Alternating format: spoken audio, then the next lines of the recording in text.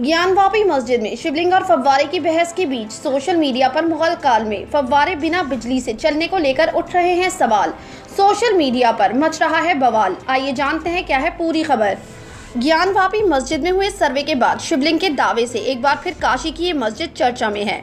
अब हिंदू पक्ष का दावा है कि सर्वे के दौरान मस्जिद के वजू खाने में एक शिवलिंग दिखा है और मुस्लिम पक्ष का कहना है कि शिवलिंग नहीं जबकि एक फव्वारा है।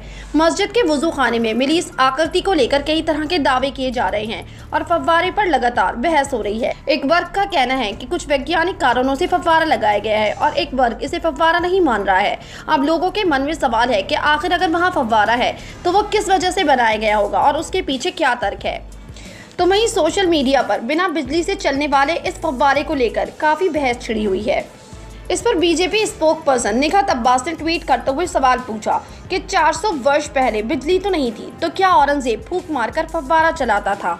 तो वहीं BH के नाम के एक सोशल मीडिया यूजर ने दावा करते हुए लिखा कि ज्ञानवापी मंदिर 1669 में गिराया गया। इलेक्ट्रिक मोटर का आविष्कार किया गया 1834 में। भारत में पहली इलेक्ट्रिक मोटर 1902 में आई। ज्ञानवापी वजूखाने में मोटर स्थापना का कोई रिकॉर्ड नहीं है। बिना मोटर के फाउंटेन काम नहीं करता। मामला समाप्त। इस पर पत्रकार त्रिभुवन ने भी ट्वीट करते हुए लिखा, औरंगजेब अकेला ऐसा जीनियस था जो बिना बिजली के फव्वारा चला सकता था। तो इस पर अनीश गोखले समेत कई सोशल मीडिया यूजर इन सवालों के जवाब देते नजर आ रहे हैं कि ये सब ग्रेविटी के जरिए संभव है, बिना बिजली के भी फव्वारे चल सकते हैं। पर सोशल मीडिया पर चल रहे इन दावों की सच्चाई क्या है? क्या वाकई में बिना बिजली के भी फव्वारे चल सकते हैं? आइए जानते हैं। जैसा कि आप जानते हैं कि पानी की आदत है कि वो ऊंचाई से नीचे की ओर बढ़ता है। पहाड़ों के झरने, नदियों या आपके घर का पानी की मोटर का पाइप इस बात की गवाही देते हैं। जाहिर है इसकी वजह ग्रेविटेशनल फोर्स है। आसान भाषा में कहें तो अगर आप अपने घर की मोटर चालू करें फिर उसके पाइप को किसी कोने में जोर से पकड़ लें तो आप देखेंगे कि पानी की स्पीड तेज हो गई है और पानी पाइप से जिस तरह से निकल रहा है वो दिखने में एक तरह का फव्वारा जैसा ही दिखता है। इसी तकनीक को ताजमहल, कश्मीर के मुगल गार्डन और लाल किले के फव्वारों में भी अप्लाई किया गया है। ये ऐतिहासिक स्थल बिजली के आविष्कार से सालों पहले बने थे। इसके बावजूद इनमें फव्वारे बने आपने देखे होंगे। होता ये था कि सबसे पहले कारीगरी फव्वारे को बनाने में की जाती थी। फव्वारे को कुछ ऐसा डिजाइन किया जाता कि एक जगह पानी जमा रहे, फिर वहां से वो पानी का बहाव ऐसे संकरे रास्ते या नाली में जाता जहां जाने से पानी का प्रेशर बढ़ जाता। ये बड़े प्रेशर का पानी फव्वारे के छेदों से जब निकलता तो उसकी स्पीड काफी ज्यादा होती। ये पानी की स्पीड और फव्वारे के डिजाइन से गिरता पानी ही किसी फव्वारे को सुंदर बनाता है। तो वहीं इस पर अर्बन प्लानर शुभम मिश्रा कहते हैं कि मुगल काल में फव्वारा तैयार करने में टेराकोटा के पाइप का इस्तेमाल होता था। इसमें ढलान इतने सटीक तरीके से बनाए जाते थे कि पानी आए और वहां ऊपर चढ़ते हुए बुदबुदाता हुआ फव्वारे से निकले। इसके लिए पानी की सही गति भी अहम होती थी।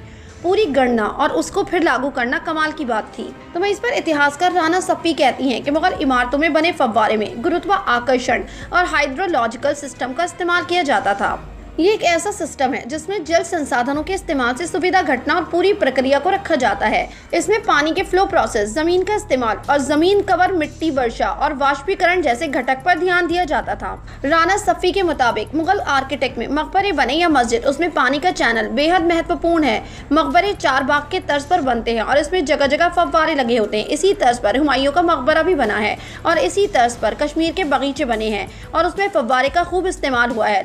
लाल किले में नहरें बहिश्त हुआ करती थी जो पूरे लाल किले में बहती थी और इसमें जगह जगह फव्वारे लगे थे। इसके लिए पानी यमुना से खींचा जाता था और नहरें बहिश्त से वे फव्वारे तक पहुंचता था। जामा मस्जिद में हौज तालाब तक पानी लाने के लिए रहट का कुआं था और वह आज भी मौजूद है। तो वहीं द गार्डियन वेबसाइट के मुताबिक दुनिया के शुरुआती फव्वारों के उदाहरण मेसोपोटामिया में मिलते हैं जो 3000 ईसा पूर्व के हैं। मेसोपोटामिया यानी आज के इराक, ईरान, तुर्की और सीरिया। यहाँ प्राकृतिक झरने को एक मुख्य स्रोत के इस्तेमाल करते हुए बनाया गया है। इसमें गार्डन ग्रिमले की किताब द ओरिजिन ऑफ एवरीथिंग के हवाले से बताया गया है कि इस तरह की पत्ती ग्रीक और रोमन अवशेषों में मिले हैं। यांत्रिक फव्वारे इटली में 15वीं शताब्दी के दौरान चलने लगे थे। तो वहीं फव्वारों के लिए इटली भी दुनिया भर में मशहूर है। Fountain of the four river हो या फिर ट्रीवी फाउंटेन, जिसमें टूरिस्ट सिक्का फेंककर धुआं मांगने पर यकीन रखते हैं। इसे राजा लुई 14 ने बनवाया था और यहाँ के फव्वारे भी बेहद खूबसूरत माने जाते हैं। तो वहीं नई बाबरी मस्जिद का डिजाइन तैयार करने वाले आर्किटेक्ट प्रोफेसर SM अख्तर ने एक निजी चैनल को दिए इंटरव्यू में बताया है कि इस्लाम के हिसाब से नमाज या कुरान पढ़ने से पहले खुद को साफ करने के लिए कहा जाता है। वहीं हर दौर की अपनी परिस्थितियों के हिसाब से मस्जिद में पानी को जमा करने का तरीका भी बदल गया है। पहले तालाब के रूप में पानी जमा किया जाता था, फिर पानी जमा करने से दिक्कत होने लगी और उसे सड़न की समस्या आने लगी। ऐसे में फव्वारों का सहारा लिया जाने लगा और पानी को रिसाइकिल किया जाने लगा ताकि वो साफ रहे। ऐसे में कहा जाता है कि पहले तालाब बनाए जाते हैं और फिर उस पानी को साफ रखने के लिए फव्वारों का इस्तेमाल किया जाता है। पहले इसके लिए ग्रेविटी मैकेनिक्स आदि का इस्तेमाल करते हुए वाटर ट्रांसपोर्ट इस्तेमाल किया जाता था और यही कॉन्सेप्ट मस्जिद में लाया गया। उन्होंने बताया कि पहले के वक्त में मस्जिद में पानी स्टोर करने के लिए तालाब आदि का इस्तेमाल किया जाता था। इस दौरान कई जगह फव्वारे आदि सिस्टम का इस्तेमाल होता था। अब फव्वारे किसी मस्जिद में है या नहीं, उसके पीछे कई कारण हैं, जिसमें रिसोर्स आदि शामिल है। हालांकि बाद में जब नल आदि लगने लगे तो पानी इकट्ठा करना बंद हो गया और मशीनों ने नई जगह ले ली। इसके बाद ये दिक्कत खत्म हो गई। अब वाटर मैनेजमेंट का सिस्टम बदल गया। ऐसा नहीं है कि ये कॉन्सेप्ट मुगल काल से शुरू हुआ है, बल्कि इससे पहले भी कई जगह इस तरह के साइंस का इस्तेमाल हुआ है। हालांकि वहाँ फव्वारा था या शिवलिंग, ये विवाद अलग है, जिस पर कोर्ट में सुनवाई जारी है। आपकी क्या राय है इस खबर के बारे में? अपनी राय कमेंट सेक्शन में जरूर दें। हमारे चैनल को सब्सक्राइब करें, बेल आइकन प्रेस करें ताकि हर खबर आप तक जल्द से जल्द पहुंचे।